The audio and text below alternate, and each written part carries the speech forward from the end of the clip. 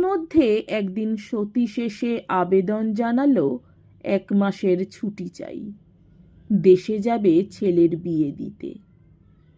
প্রথমটায় অবশ্য আবেদন করেছিল দিদিমণির কাছেই, কারণ হাতের কাছেই তাকে পাওয়া যায়।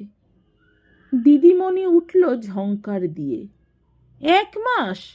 1 মাস ধরে ছেলের বিয়ে দেবে তুমি? অত আহ্লাদে কাজ নেই।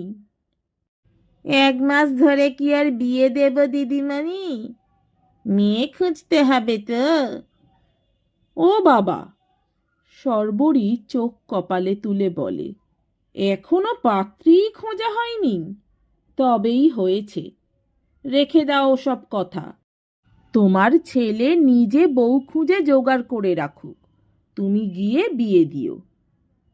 সতীশ গম্ভীরভাবে বলল, আমাদের ওখানে ওসব শহরে চাল চলে না দিদিমণি। মাসখানেক ছুটি আমাকে দিতেই হবে। হবে তো রাঁধবে কে? আমি এই এত কাজের মধ্যে সময় পাবো কখন?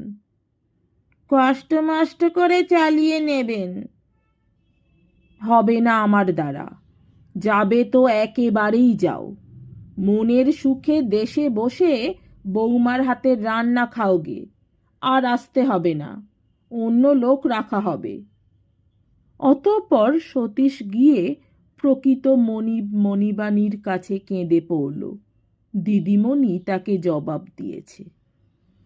সুজাতা তখন নিজের ঘরে পা ছড়িয়ে বসে পান সাজছিলেন, আর স্বামীর কাছে খেদ করছিলেন ঘরে অত বড় মেয়ে থাকতে 2টো সাজা পান পাবার পিত্তেশও তাঁর নেই।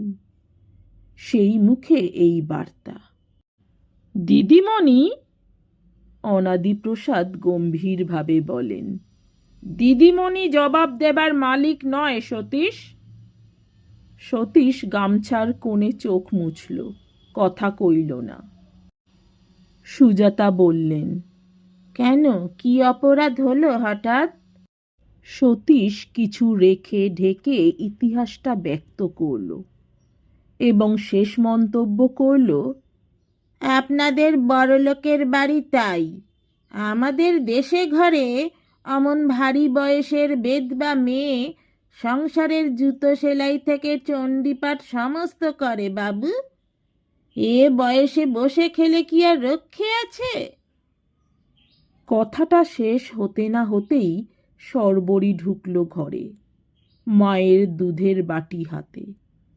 সতী